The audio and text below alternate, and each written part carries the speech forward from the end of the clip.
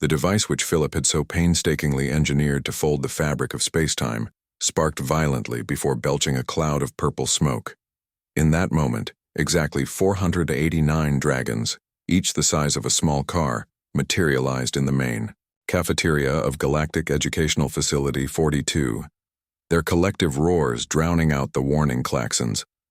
The blue-skinned Nexorian headmaster, whose 3 eyes were now bulging with rage, pointed a trembling finger at Philip.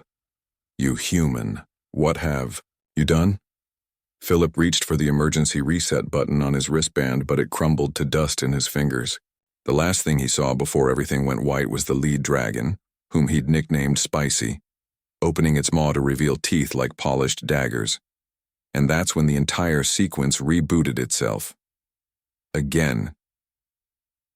Exactly 72 hours earlier, Philip Atkinson shuffled through the pristine corridors of Galactic Educational Facility 42, his human shoulders hunched under the weight of his navy blue backpack. At 15 Earth years old, he was the only human student in the most prestigious interspecies high school in the galaxy, and he dressed accordingly in what he thought would help him blend in, a mustard yellow collared shirt, chosen because yellow was considered a neutral color in most galactic cultures, and standard-issued dark blue uniform pants reinforced at the knees after his 3rd trip through temporal physics class. His brown hair was cut short, partly because long hair fascinated the tentacled cephalons who couldn't stop touching it, and his wire-rimmed glasses, he refused ocular enhancement surgery, slid down his nose for the 12th time that morning. He pushed them up with a practiced finger while checking his pocket for the nutrient bar he'd saved from breakfast. Not because he was hungry, but because of what he'd seen yesterday in the courtyard. The Nexorians, with their blue skin and 3rd eye centered in their foreheads, watched Philip with their usual disdain as he passed. They wore their traditional form-fitting bodysuits that changed color according to their emotional states, currently a dismissive gray-green that Philip had come to recognize all too well. "Watch where you're walking, dirt creature," one of them hissed, deliberately stepping into Philip's path. "And I heard your species evolved from primates who flung their own excrement. How far you haven't come." Philip sidestepped without responding, having learned that engaging only made things worse. He was here on a highly competitive scholarship, the Interspecies Understanding and Excellence Initiative, which was really the Galactic Council's way of showing how magnanimous they were in allowing a representative from a developing planet to study alongside the advanced species. They didn't expect him to succeed. In fact, most faculty secretly hoped he'd fail spectacularly and confirm their bias that humans weren't ready for galactic integration. Philip was determined to prove them wrong, though the daily microaggressions made this challenge feel insurmountable sometimes. As he stepped into the courtyard, the artificial sun beating down from the biodome ceiling, he spotted what he'd been looking for. The small, reddish-brown creature with leathery wings and a spiked tail that had been hiding in the decorative vegetation near the east entrance for the past 2 days. According to his xenozoology textbook, it resembled a juvenile Draconis stellaris, a species thought to be extinct for at least 300 galactic standard years. Yet here one was, eyeing him warily from behind a bizarre alien fern. Philip crouched down, keeping his movement slow and non-threatening, as he pulled out the nutrient bar. The eyed creature dragon, he mentally corrected himself, sniffed the air, its nostrils flaring. The student handbook strictly prohibited feeding wildlife on campus grounds, but Philip reasoned that an extinct species probably didn't count as wildlife. Besides, nobody paid attention to him anyway, except to mock him. "Hey there," he whispered, breaking off a piece of the nutrient bar. "You must be hungry." He extended his hand slowly, the food resting on his palm. The dragon's eyes, intelligent amber orbs with vertical pupils, assessed him carefully before it took 3 cautious steps forward on clawed feet. Its scales caught the artificial light, shimmering like burnished copper. With a quick dart of its head, it snatched the food and retreated, chewing thoughtfully. Philip didn't notice the 3 Nexorian students observing from a distance, their bodysuits shifting to a curious shade of indigo. Their 3rd eyes blinked, in unison as they watched the supposedly extinct creature interact with the supposedly primitive human. "That's it?" Philip encouraged softly, offering another piece. I'm Philip. You're going to need a name, too. The dragon inched closer, apparently deciding Philip wasn't a threat. This time it took the food more gently, its scaled lips carefully avoiding contact with his fingers. How about spicy? You're kind of reddish, like Terran hot sauce. The dragon made a purring sound that Philip chose to interpret as approval. As he fed Spicy the last of his nutrient bar, Philip experienced a strange sensation, a subtle doubling of perception as if he'd done this exact thing before. It passed quickly, but left him with an unsettled feeling he couldn't quite place. He glanced at his wristband chronometer. 14:23:87, Galactic Standard Time. For reasons he couldn't explain, that specific time felt significant, though he couldn't remember why. When the bell equivalent sounded, actually a psychic pulse that resonated within the auditory processing centers of all sentient brains, Philip reluctantly stood to leave. I'll bring you something better tomorrow, he promised Spicy, who watched him with what appeared to be understanding. As Philip turned to head to his advanced probabilistic mathematics class, he could have sworn he saw a shimmer in the air around the dragon, like a heat mirage or a glitch in reality. Professor Ziltrox, a gaseous entity contained within a hovering metallic apparatus, was already launching into a lecture when Philip slipped into the classroom. The multiverse theorem suggests infinite possibilities branching from each quantum decision point, the professor's translated voice intoned through the apparatus's speakers. Today we will calculate the probability of timeline convergence using the Dlexian formula. Philip settled into his adaptive seat, which reconfigured itself uncomfortably, as it always did for human anatomy, and pulled out his hollow tablet. But instead of his usual meticulous notes, he found himself sketching Spicy, adding details from memory. The precise arrangement of spines along its back, the delicate membrane of its wings, the intelligent glint in its eyes. Beside the drawing, he absently scribbled 14:23:87 repeatedly, unaware that he was doing it. That night, in his dormitory pod, specially designed for primitive species, with a nostalgic Earth-like gravity setting and atmospheric composition, Philip dreamed of dragons. Not just Spicy, but hundreds of them, filling the sky with their wing beats and the air with their roars. In the dream, they circled Galactic Educational Facility 42, while the students and faculty looked on in awe and terror. At exactly 14:23:87, the dragons descended, and that's when Philip always woke up, his heart pounding and a single question resonating in his mind. Why does it keep happening this way? The next morning, Philip found himself once again shuffling through the corridors, backpack heavy on his shoulders, glasses sliding down his nose. But as he pushed them up, he paused, experiencing a powerful sense of déjà vu. Today, he was wearing his mustard yellow shirt again, though he could have sworn he'd put it in the sonic laundry unit yesterday, when a Nexorian student stepped into his path with a sneer. Philip surprised himself by sidestepping at exactly the right moment, as if he'd choreographed the move in advance. "Watch where you're walking, dirt creature," the Nexorian began. But Philip was already past him, the familiar insult about primate ancestry fading behind him. Something was definitely off. Philip felt like he was following a script he'd already rehearsed, but couldn't quite remember. When he reached into his pocket, he found a nutrient bar, the same kind he'd given to Spicy yesterday. But hadn't he eaten his only bar? He would have remembered getting another. In the courtyard, Spicy was waiting in exactly the same spot, as if it hadn't moved all night. As Philip approached and crouched down, he noticed something he'd missed before. A small metallic object embedded between the scales near the dragon's right ear.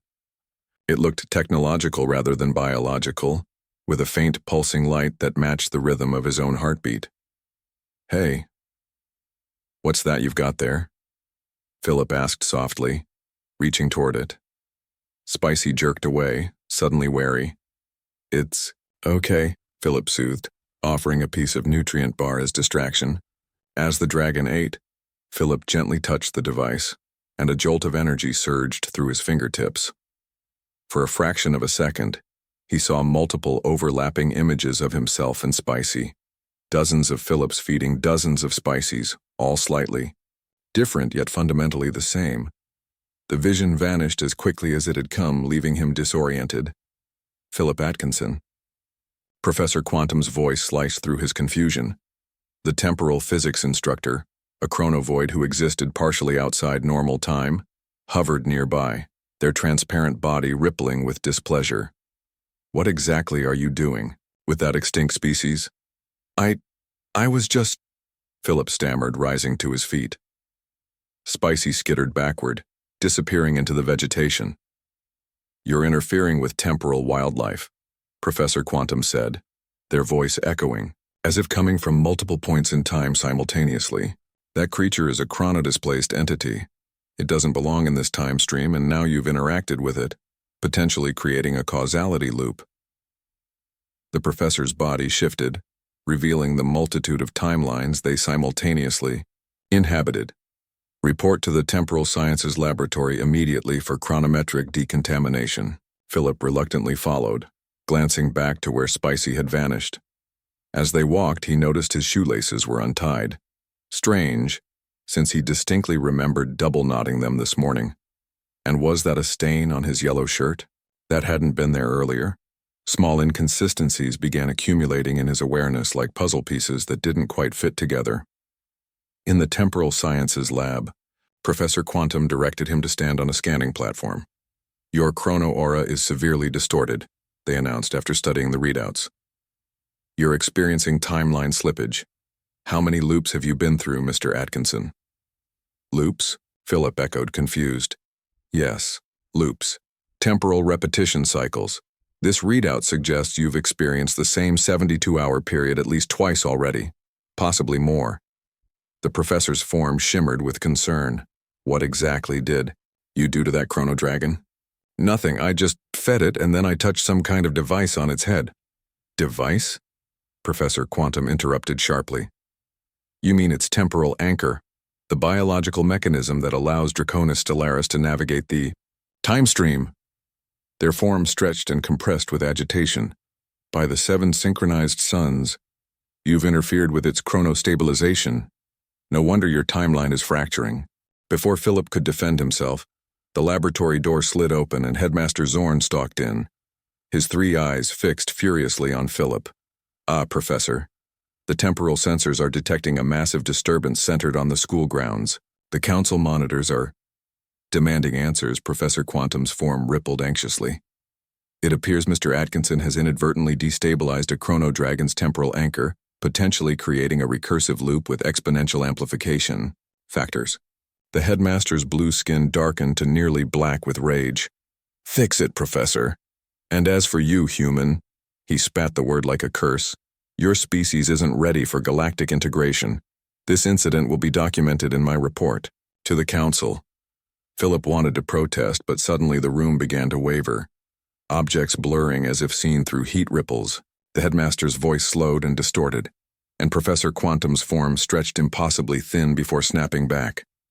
Philip felt a pulling sensation in his gut, as if he were being yanked backward through time.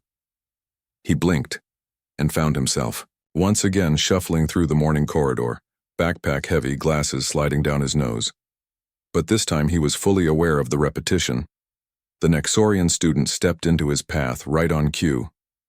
Watch where you're walking, dirt. Creature. I heard your species evolved from primates who flung their own excrement. How far you haven't come, Philip finished for him. Yes, very original. Excuse me, I have a time loop to break. Leaving the stunned Nexorian behind, Philip rushed to the courtyard, his mind racing. If he was indeed stuck in a loop, and if Spicy and the temporal device were the cause, then the logical solution would be to avoid the dragon entirely. But something told him that wasn't the answer, that perhaps he was meant to find Spicy, meant to discover what was really happening. Sure enough, the dragon was waiting in its usual spot. But this time, when Philip approached, he noticed other details.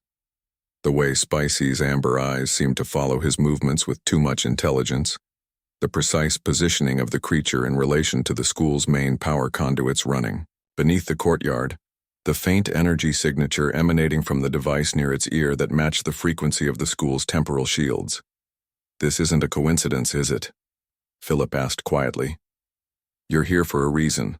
Spicy tilted its head, regarding him with an expression that seemed almost sad. Then, deliberately, it moved closer and pressed its scaled head against Philip's hand, guiding his fingers to the temporal device. The moment he touched it, information flooded his mind, not in words but in images and emotions. He saw a future where thousands of these dragons filled the skies of Earth, protecting the planet from an impending invasion. He saw Spicy, not a juvenile but a mature chrono dragon, manipulating its appearance sent back to find a human with the right temporal resonance to help repair the fractured timeline. He saw the Galactic Council not as benevolent educators, but as calculating manipulators, keeping humanity isolated while they prepared to harvest Earth's unique temporal energy. Most importantly, he saw the loop, how each repetition was building toward a critical moment when all the dragons scattered throughout time would converge using Philip as their beacon. But something was preventing the full convergence, causing the timeline to reset again and again. When the vision faded, Philip found himself still crouched before Spicy, but with new understanding and purpose. The dragon chirped questioningly. "I get it now," Philip said, standing with newfound determination. "We need to amplify the signal, not just wait for it to happen. And I think I know how." For the next several hours, Philip attended his classes as usual, but with calculated differences. In temporal physics, instead of avoiding Professor Quantum's questions, he engaged brilliantly, asking pointed questions about chronometric amplification and timeline convergence. In engineering practicum, he accidentally created a resonance cascade in his assigned project, causing a brief power surge that the instructors attributed to his human clumsiness rather than deliberate sabotage. By lunch, he had gathered the components he needed: a power cell from the engineering lab, a chronometric stabilizer from an unlocked storage closet, and, most importantly, access codes to the school's main temporal shielding controls, which he'd glimpsed on Professor Quantum's datapad during an innocent question. As he worked through the afternoon, Philip became aware of subtle changes in his environment. Nexorian students who normally ignored him were watching with curiosity, their bodysuits shifting to thoughtful shades of purple. The artificial weather system in the biodome hiccuped, producing brief flurries of glittering particles that shouldn't have been possible. And most tellingly, his wristband chronometer began displaying random times, sometimes running backward, sometimes jumping ahead. At precisely 14:23:87, the time that had been haunting his dreams, Philip met Spicy in the courtyard for the third and what he hoped would be the final time. The dragon was already waiting, but now it was surrounded by a shimmering field of temporal energy that rippled like water. "Ready?" Philip asked, attaching the modified power cell to Spicy's temporal anchor. The dragon rumbled in affirmation. Philip took a deep breath and transmitted the access code to the school's temporal shields. Almost immediately, alarms began to sound as the shield frequencies shifted, creating a momentary gap in the school's chronometric defenses. Spicy's temporal anchor pulsed bright blue, sending a beam of energy skyward through the biodome. Air above them seemed to tear open, revealing the swirling vortex of the time ream itself. And through that tear came the dragons. First one, then 10, then hundreds. Each materialized with a thunderclap of displaced air. They circled above the school, their wings creating a hurricane of wind, their collective roars vibrating the very foundations of the facility. Students and faculty poured out of the buildings to witness the impossible spectacle. The Nexorians, bodysuits flashed with fear, shifting rapidly through colors as they struggled to process what they were seeing. Professor Quantum stretched so thin with surprise that they temporarily disappeared from the visible spectrum altogether. Headmaster Zorn burst into the courtyard, his 3 eyes wide with horror. "Atkinson, what have you done?" Philip stood tall beside Spicy, who had grown to 3 times its previous size in the presence of its kin. "I'm breaking the loop, Headmaster, and exposing the truth about the Council's plans for Earth. You foolish human. You have no idea what forces you're tampering with. The headmaster reached for his emergency communicator, but Spicy let out a targeted burst of flame that melted the device instantly. The lead dragon, massive now, its wingspan blocking out the artificial sun, descended to hover before Philip. Up close, its ancient eyes held millennia of wisdom. It spoke directly into his mind. The convergence is complete. The timelines are aligned. Now we must move quickly before the council realizes what has happened. Philip nodded, placing his hand on Spicy's now massive flank. What do? We take you home, came the response, to warn your people and prepare them for what's coming. This facility was never about education. It was about monitoring potential threats and keeping them isolated. Humans were never meant to graduate. They were meant to be contained. As understanding dawned, Philip looked around at the school that had been his prison as much as his opportunity. The other students were watching in various states of shock and awe. Some of the Nexorians actually appeared impressed, their bodysuits shifting to a respectful deep blue, a color Philip had never seen directed at him before. The dragon continued. Your time manipulations have given us this window, but it won't last. The council will reset the timeline if they can. We must leave now with as many of our kind as can make the journey. Philip glanced at his modified wristband, which was now counting down from 42 seconds. Then let's go. He climbed onto Spicy's back, feeling the power of the ancient creature beneath him as they prepared to launch into the time stream. Headmaster Zorn made one last desperate attempt. Atkinson, you'll be expelled for this. Your species will be blacklisted from Galactic Society for 1,000 years. Philip looked down at the headmaster, adjusting his glasses with a deliberate finger. Frankly, sir, that sounds like an improvement. Then, with a thought to Spicy, they shot upward, leading the armada of time dragons through the tear in reality, bound for Earth and whatever future they could forge together. Behind them, the temporal loop that had held them captive finally shattered. The countdown on Philip's wristband reached 0, and a simple message flashed across its screen. Timeline secured, chronometric stability achieved. Spicy let out a triumphant roar that echoed across time itself. And somewhere in the depths of the multiverse, the Galactic Council received an automated notification. Earth status. Under draconic protection, approach at your own risk. Philip leaned forward against Spicy's warm scales, wrapping his arms around the dragon's neck as they soared through the colorful chaos of the time stream. For the first time since arriving at Galactic Educational Facility 42, he felt like he belonged somewhere. So, he said casually, as if they weren't currently breaking every known law of physics, my dormitory pod is probably being reassigned, as we speak. Got any spare caves on your home planet? Spicy's rumbling laugh vibrated through Philip's entire body as they hurtled toward their future. No longer looping, but flying.